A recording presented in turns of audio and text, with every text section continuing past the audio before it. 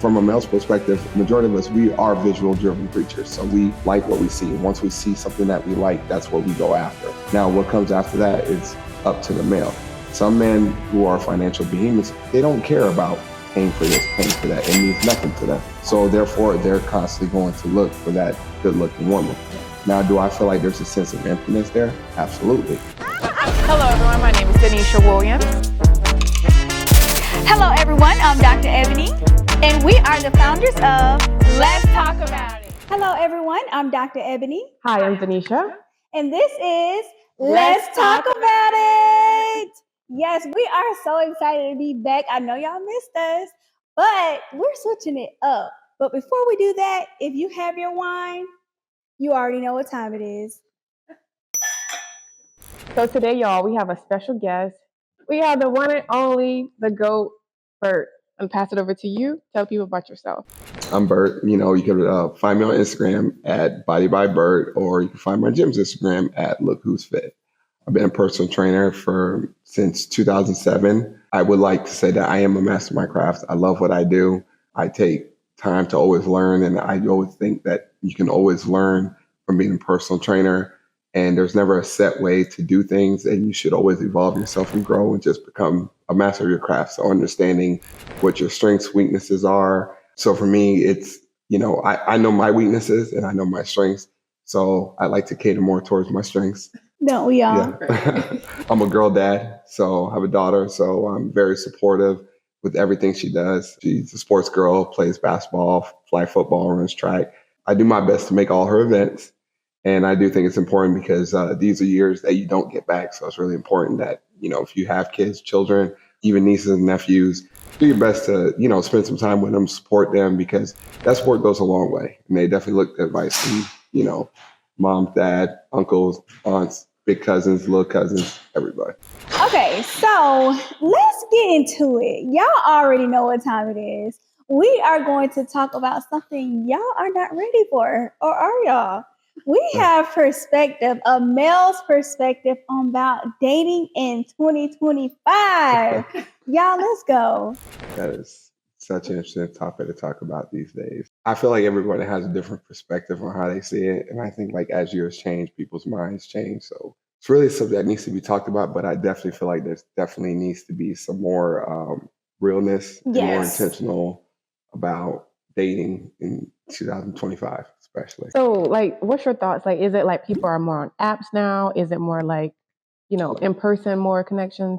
I do think that people who are much more busy, who don't have time to go out to, day parties or go out or, anything like that, dating apps are much easier for them because, you can filter through what you want.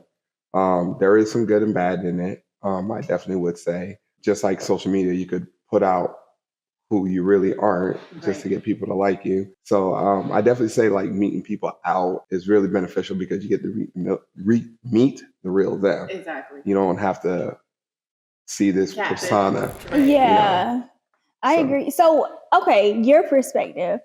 I mean, are you single, dating, in a relationship? I'm keeping my options open. Okay, he's keeping his options open. Yeah. So how has dating been for you? And I know 2025 just started a few months ago, right, but leading up into 2025 until today, how has dating been for you? There's been some good, there's been some bad, but I definitely think that the biggest struggle is feeling like, do you amount enough for this particular person, or are you even in a position to be dating? Let's talk about it. Yeah. Because when you say position, everybody's thought process can be different when you say that word. Right. Talk about it. What do you mean? What position? Is it monetary? Is it physicality? What is it? Well, everybody has what they like, what they don't like, and what they find attractive, what they don't find attractive. But I do think that the most important thing is a genuine connection you have with someone. Right. Yes. So even if you may not be in the best financial position, because you have a very strong, genuine connection with someone, it could take you far. And if you lived in a mindset saying, okay, well, I don't make enough today, when is it ever going to be enough? What is enough? Yeah. The most important thing is do you have a roof over your head? Do you have a vehicle?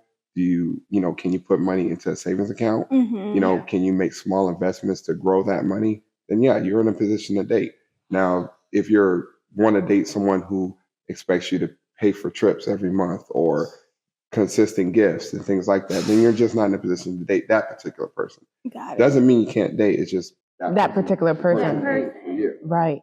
And I just think that, you have to know from a male's perspective, you have to know, okay, what is it that I want? Do I want to date someone who looks like, top tier model? Yeah. Well, if you're going to date someone who looks like a top tier model, comes with it comes with that. Exactly. It comes with top tier problem.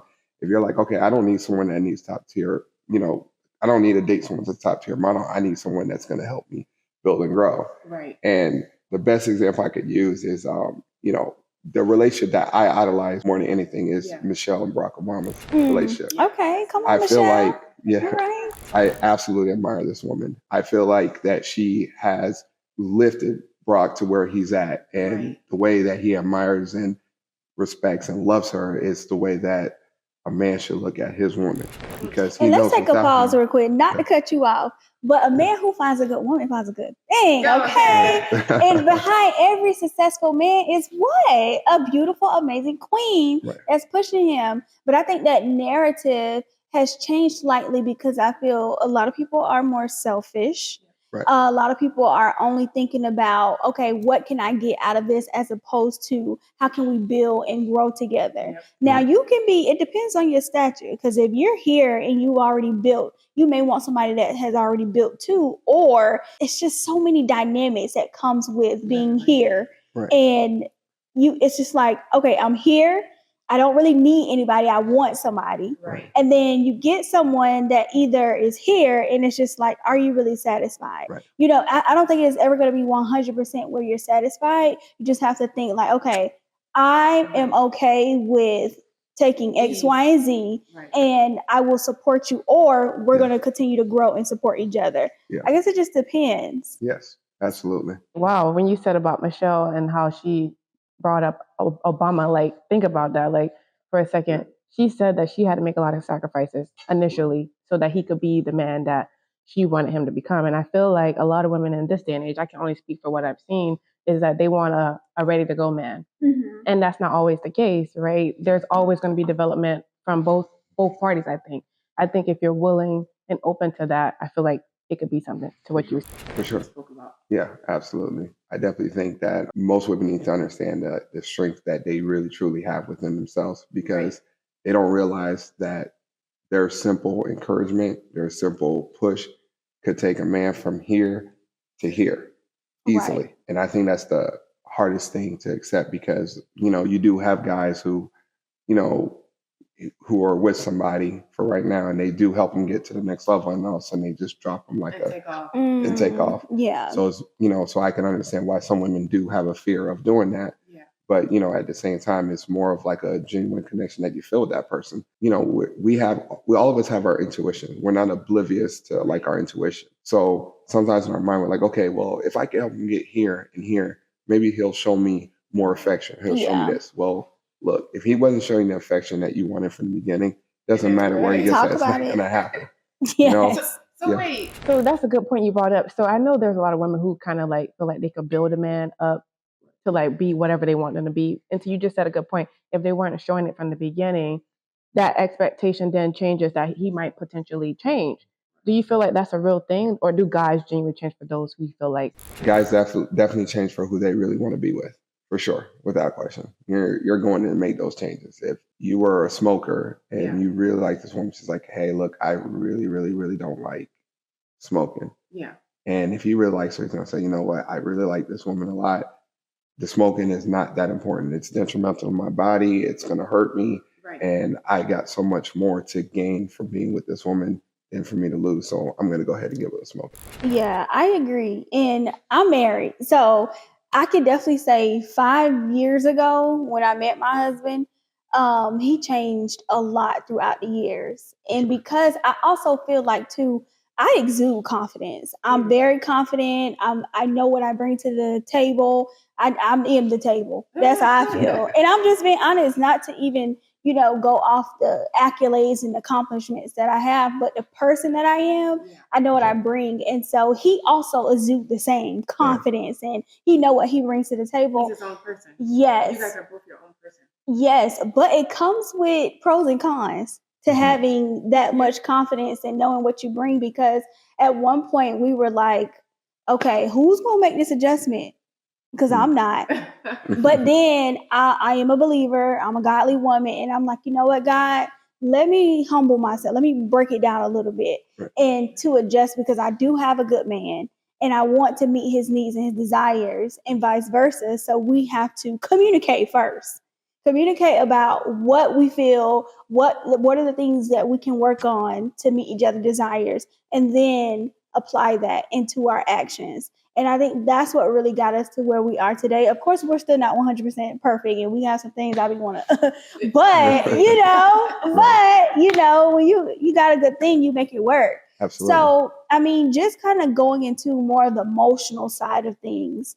Because with dating, you have to present all your greatness and, your great qualities. But when you go back home after being on a date and maybe a woman say like, hey, I don't like this or I don't like that, and you find yourself like, I like that. I like that. How does it make you feel? And I know a lot of men don't get vulnerable or emotional, but let's talk about it, because we want to peel back those layers.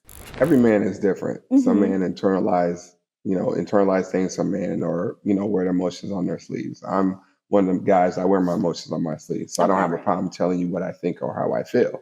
And I do think that a lot of it starts with how you're raised. I do think that there is a lot of men who are raised by single moms, and I do think that based on that single mom, how they raise their kid, do they coddle their kids, baby their kid a lot, or does the mom's like, no, it doesn't matter if you're my kid or not. Look, get up off the floor, and that pretty much starts the thought process of how, a boy grows up into a man. If I'm always being told yes by my mom all the time, like, hey, mom, can I have this? Hey, mom, can I have that? Well, when you get older, when a woman tells you no, look, you're not going to react to that very well, because you've never been used to being told no by a woman that you idolize your whole life. Where, then you have the mom who says no to every single thing. So in his expectations, it's always going to be a no from whatever he asks. So he may not ask for certain things, may keep things to himself, things like that.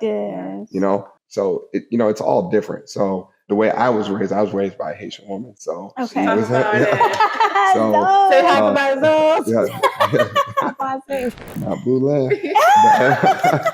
But yeah, so my mom was very, very strict, and my mom didn't reward us unless we earned it. I definitely think that, single moms especially have to be aware of how they're raising their boys, because like I said, if you keep telling your son yes, yes, yes, yes, yes, and then when he gets older, and I'm not saying that he's going to, be a murderer or something like that, but at the same time, if a woman says, look, no, not tonight, is he going to get overly aggressive and try to take what he wants? Right. Because he's like, what do you mean you're going to tell me no? Right. And the same thing with, and I think the most important relationship that for girls is the relationship they have with their fathers. And this is the part where you have to be vulnerable with your daughter. You have to be able to accept the fact that, hey, listen, I'm raising a woman. She's going to like boys, or some may like girls, but you have to be able to understand that this is going to happen. If you're telling them, no, you can't do this, you can't do that, you can't do this, you can't do that. Well, they're going to sneak and do it anyway. Exactly. So the best thing to do is just understand that it's going to happen. Give your daughter the best advice, so therefore she doesn't make bad decisions on dating other boys. I'm very big on telling my daughter that I want you to understand that I never want you to feel like a man has to take care of you. I want you to understand that you need to have your own, because I never want you to get into a situation where a man is always taking care of you, and all of a sudden one day he gets tired of you and he tells you got to go, but you have nothing for yourself. Right. What are you going to do? So and you see that a lot. Yeah, you see it happen a lot. Yeah. So therefore, if you have your own, he can't leave you out in the street, because guess what? I don't need you. Mm-hmm. I made you better. I said that I want you to be in a position where if you left that man, his world will completely fall apart. And as bad as it might sound, but that's the truth, because therefore it's going to make him understand that your value. Therefore, he's going to think twice. Like, listen, okay, well, I really want to leave her. No, I don't. Look, man, my house is organized. Everything is good. I'm making good money. She's helping me. Like, no, this is what I need for my life. This little bimbo on the side that just look good, ain't doing nothing but just taking my money. The grass is not always greener. Yes. And then, and that's where, we get to the part about selection. Go for it. Yeah. Let's talk about it. So, from a male's perspective, majority of us, we are visual driven creatures. So we like what we see. Once we see something that we like, that's what we go after. Now, what comes after that is up to the male. Some men who are financial behemoths, they don't care about paying for this, paying for that. It means nothing to them because they have more than enough money. Whatever they spend, they make that in an hour. Exactly. They don't care. So therefore, they're constantly going to look for that good-looking woman. Yeah. Now, do I feel like there's a sense of emptiness there? Absolutely, because you don't have no one to fulfill your emotional needs, your spiritual needs, things like that, because you have to be whole to be happy. You can't just be happy if you make a bunch of money.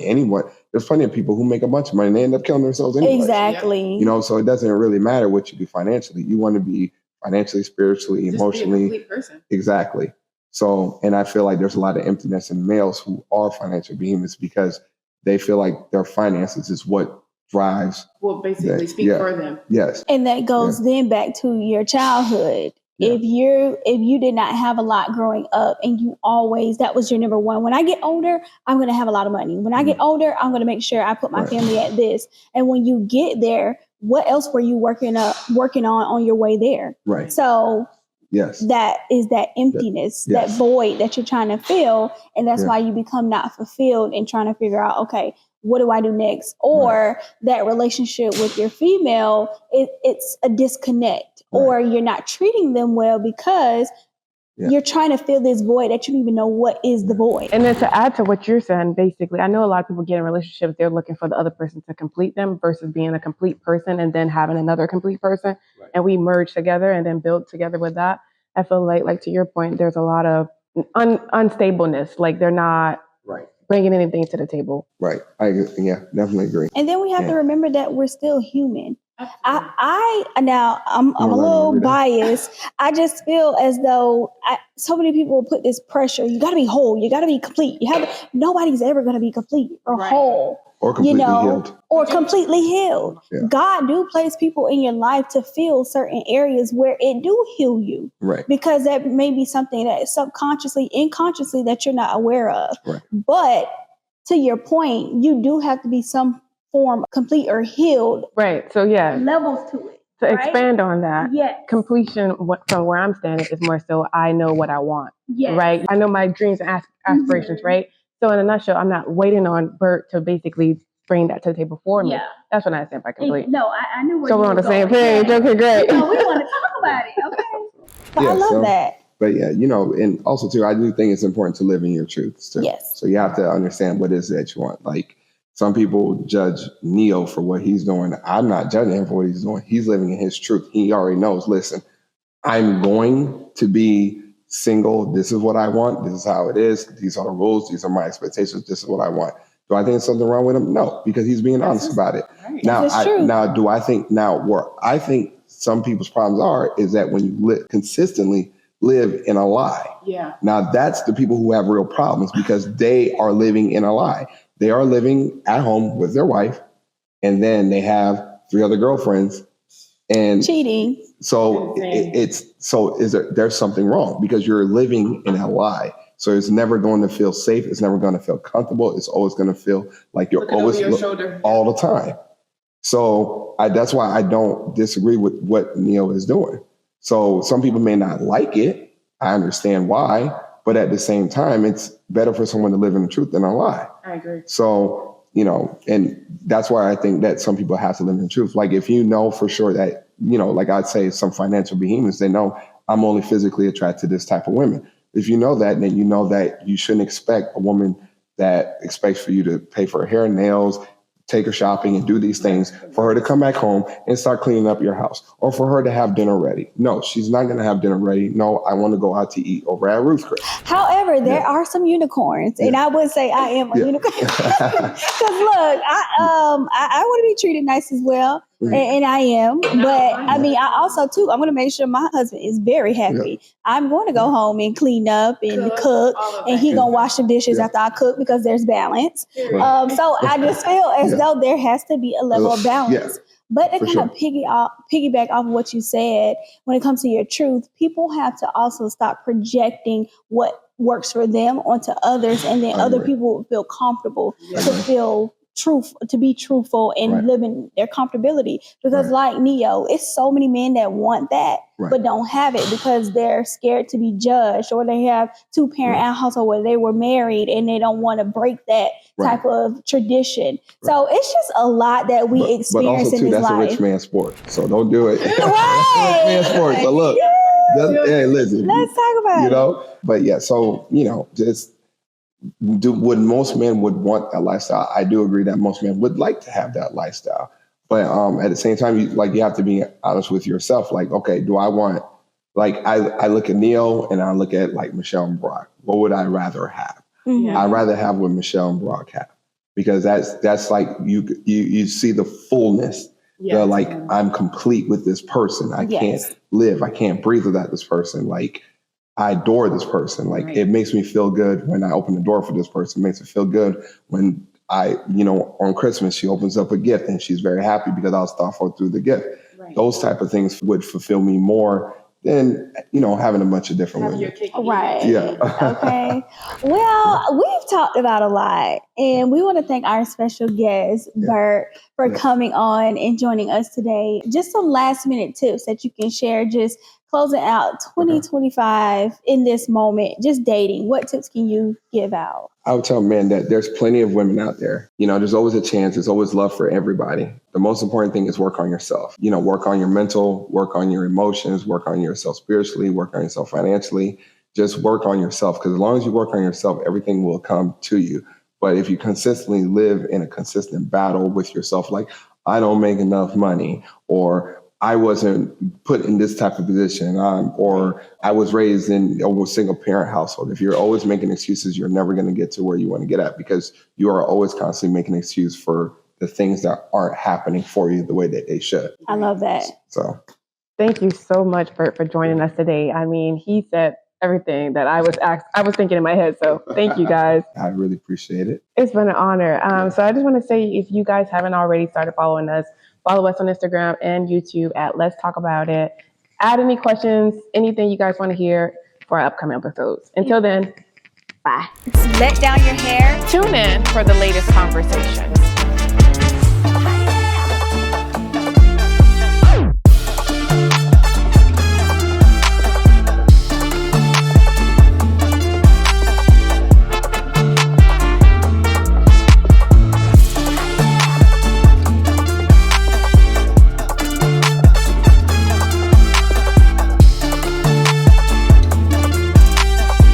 Be sure to like, comment, and subscribe.